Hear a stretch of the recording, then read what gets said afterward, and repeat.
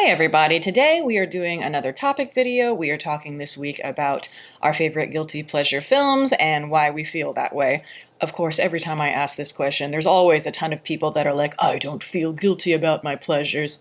It's an easy response. Obviously, I don't mean this in a literal sense. Guilty pleasure is a concept. I have plenty of guilty pleasures. I talk about them all the time, so that's not what I mean. It's more a category of fondness, and we all understand what this category means. It's typically like a comfort movie, something we often feel nostalgic about. There is awareness in you that maybe the quality is not up to par, but for whatever reason, you like it a lot, and there is nothing wrong with that. Obviously, I asked the question, a bunch of you guys wrote in, but I'm going to start this time and give you a couple of my guilty pleasures. These are not necessarily my favorites, but it's just something that's been maybe on my mind the last few weeks. One of mine is the Fast and the Furious Tokyo Drift. I believe that came out in 2006. All of this stuff was so popular in the mid-2000s, particularly in America.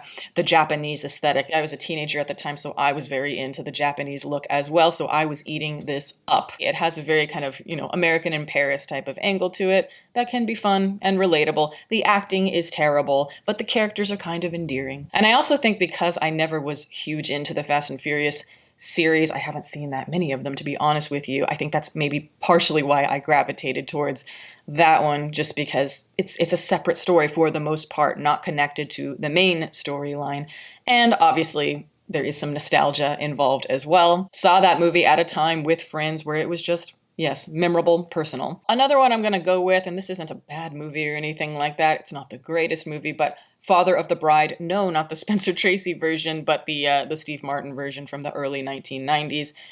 It's another nostalgic one. It's one that I used to watch with my brother all the time. Both of them, part 1 and 2, with my grandparents, so you know how it is. And it's very 1990s. That zeitgeist feel, I think, is very appropriate and important in a guilty pleasure. And it's comforting. It's a comforting movie where the whole crux of tension is we're planning a wedding. I think some of the biggest dilemmas in the movie are like buying the intended wife a blender, and that's a whole ordeal. So yeah, rich people, a wedding, it's nice. It's very American of the time. And that type of movie could not be made today. There have been remakes of Father of the Bride since then, but they're quite different in style. They don't have that comfort factor, at least in my opinion. But let's go with some of yours. The first one here is Empire Records, considered a too cheesy, too heavy-handed John Hughes knockoff. I love it. Defo comfort movie for me.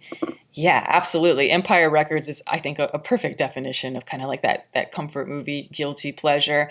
Yeah, like you say, knock off John Hughes. I think that's a perfect way of describing it. Part of it has to do with the performances, the movie stars that were involved. And it's another one where the soundtrack is charming. It's the type of thing that is zeitgeisty for a certain type of person. I would assume Empire Records is more that guilty pleasure for somebody that is a millennial, or perhaps around that point. The next one, Cloud Atlas. It made me believe in others. Oh, I think that's kind of interesting. I like that response.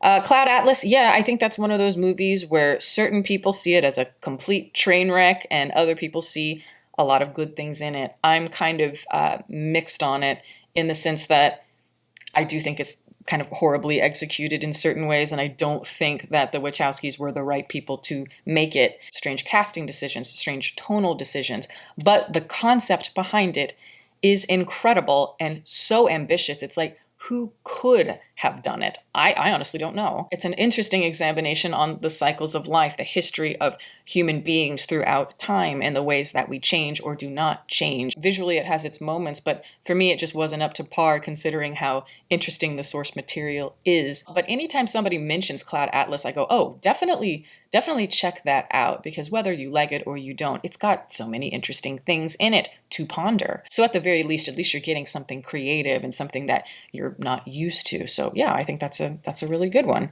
Megalopolis. I do find the final product fascinating, and with what Coppola is trying and failing to say, nice in sentiment, but horrific in execution. The visual style does leave for some interesting images mixed with some performances ranging from fun to hilarious, but leads to something that I can't help but look at.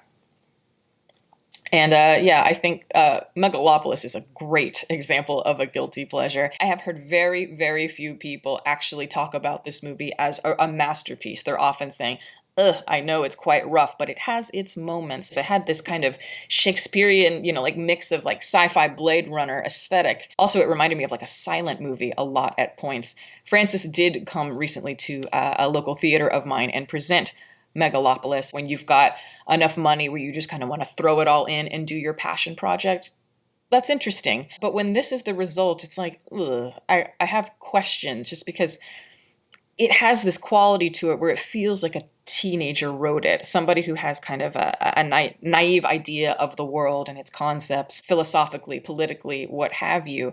And, for Francis to be at this stage in his life, I don't know, that was kind of baffling to me. I suppose when I'm seeing somebody in the twilight of their years like this, I expected something a little bit different. But at the same time, it's like there's so much going on in that movie. And it is a movie I actually would like to see again, even if like visually it didn't land with me. It's like I could see what they were going for, especially in that second half of the film. There's a lot of kind of abstract visual flourishes that I thought, oh, that's kind of cool. If only we could have, really taken it further. And I wish some of the characters had been taken further, whether it's more the comical route, more farce, or more serious. But there are scenes that I do like. I like Adam Driver in the movie, as an example. And I do like that big sequence he does at the beginning where he's reciting Shakespeare. Okay, and the last one I have here, I love Joker, Folie à Deux. I know it's a small minority. I really love the bold swings and the musical pieces. Not all worked 100%. I think Folie à Deux, that's another one that I think fits under this category beautifully. When I did see the movie, I knew immediately. I'm like, this is going to be one of those cult movies that people talk about later. It had it written all over it, even if it did not land for me. As far as the execution is concerned, I think it fails on almost every level, but I like it too.